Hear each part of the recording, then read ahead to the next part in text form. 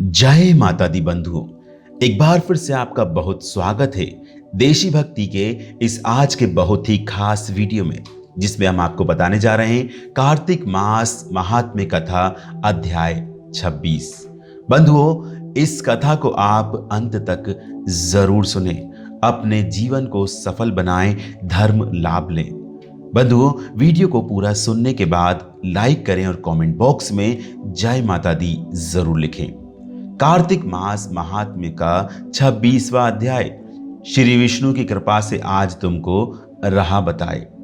नारद जी बोले, इस प्रकार विष्णु पार्षदों के वचन सुनकर धर्मदत्त ने कहा, प्रायः सभी मनुष्य भक्तों का कष्ट दूर करने वाले श्री विष्णु की यज्ञ, दान, व्रत, तीर्थ सेवन और तपस्याओं के द्वारा विधि पूर्वक आराधना करते हैं। उन समस्त साधनों में कौन सा ऐसा साधन है जो भगवान विष्णु की प्रसन्नता को बढ़ाने वाला और उनके सामीप्य की प्राप्ति कराने वाला है। दोनों पार्षद अपने पूर्व जन्म की कथा कहने लगे। हे द्विज श्रेष्ठ, आपका प्रश्न बड़ा श्रेष्ठ है।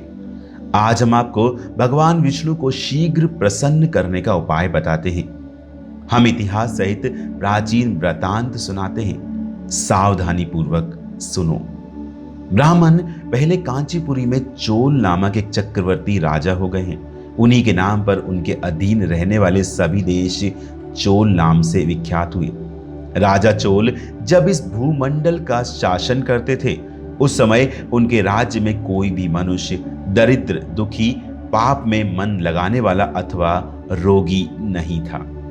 एक समय की बात है, राजा चोल अनंत शयन नामक तीर्थ में गए, जहां जगदीश्वर भगवान विष्णु ने योग निद्रा का आश्रय लेकर शयन किया था। वहां भगवान विष्णु के दिव्य विग्रह की राजा ने विधि पूर्वक पूजा की। दिव्य मणि, मुक्ता फल और सुवर्ण के बने हुए सुंदर पुष्पों से पूजन करके साष्टांग प्रणाम किया। प्रणाम करके ज्यों ही बैठे, उसी समय उनकी दृष्टि भगवान के पास आते हुए एक ब्राह्मण पर पड़ी, जो उन्हीं की कांची नगरी के निवासी थे। उनका नाम विष्णुदास था। उन्होंने भगवान की पूजा के लिए अपने हाथ में तुलसी दल और जल ले रखा था। निकट आने पर उन ब्राह्मण ने विष्णु सूक्त का पाठ करते हुए देवादिदेव भगवान को स्नान कराया और तुलसी की मंजरी और पत्तों से उनकी विधिवत पूजन की। राजा चोल ने जो पहले रत्नों से भगवान की पूजा की थी, वह सब तुलसी पूजा से ढक गई। यह देखकर राजा कुपित होकर बोले, विष्णुदास, मैंने मणियों और सुवर्ण से भगवान की जो पूजा की थी, वह कितनी शोभा पा रही थी। तुमने तुलसी दस चढ़ाकर उससे ढक दिया। बताओ, ऐसा क्यों किया? मुझे तो ऐसा जान पड़ता है कि तुम दरिद्र और गंवार हो, भगवान विष्णु की भक्ति को बिल्कुल नहीं जानते। राजा की यह बात सुनकर द्विज श्रेष्ठ विष्णुदास ने कहा, राजन, आपको भक्ति का कुछ भी पता नहीं है। आप केवल राजलक्ष्मी के कारण आप घमंड कर रहे हैं। बतलाइए तो, आज से पहले आपने कितने वैष्णव व्रतों का पालन किया है? तब नृप श्रेष्ठ चोल ने हंसते हुए कहा, तुम तो दरिद्र और निर्धन हो। तुम्हारी भगवान विष्णु में भक्ति ही कितनी है। तुमने भगवान विष्णु को संतुष्ट करने वाला कोई भी यज्ञ और दान आदि नहीं किया, और ना ही पहले कोई देव मंदिर बनवाया है। इतने पर भी तुमने अपनी भक्ति पर इतना गर्व है। अच्छा, तो ये सभी ब्राह्मण मेरी बात सुन लें। भगवान विष्णु के दर्शन पहले मैं करता हूं या यह ब्राह्मण? इस बात को आप सब लोग देखें, फिर हम दोनों में से किसकी भक्ति कैसी है, यह सब लोग स्वतः ही जान लेंगे। ऐसा कहकर राजा अपने राजभवन को चले गए। वहां उन्होंने महर्षि मृदुल को आचार्य बनाकर वैष्णव यज्ञ प्रारंभ किया। उधर सदैव भगवान विष्णु को प्रसन्न करने वाले शास्त्रोक्त नियमों में तत्पर विष्णुदास भी ब्रह्म व्रत का पालन करते हुए वहीं भगवान विष्णु के मंदिर में टिक गए।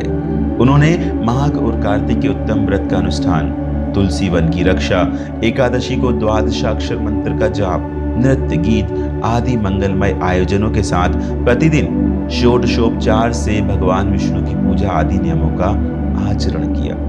वे प्रतिदिन चलते फिरते और सोते हर समय भगवान विष्णु का स्मरण किया करते थे। उनकी दृष्टि सर्वत्र सम हो गई थी। वे सब प्राणियों के भीतर एकमात्र भगवान विष्णु को ही स्थिर देखते थे। इस प्रकार राजा चोल और विष्णुदास दोनों ही भगवान लक्ष्मीपति की आराधना में संलग्न थे। दोनों ही अपने अपने व्रत में स्थिर रहते थे और दोनों की ही संपूर्ण इंद्रियां और समस्त कर्म भगवान विष्णु को समर्पित हो चुके थे। इस अवस्था में उन दोनों ने दीर्घकाल व्यतीत किया। तो बंधुओं, ये था अध्याय 26 कार्तिक मास महात्म्य कथा का। वीडियो को शेयर करें, कमेंट बॉक्स में जय माता दी लिखें, वीडियो को लाइक करें, चैनल को सब्सक्राइब करके घंटी जरूर दबाएं।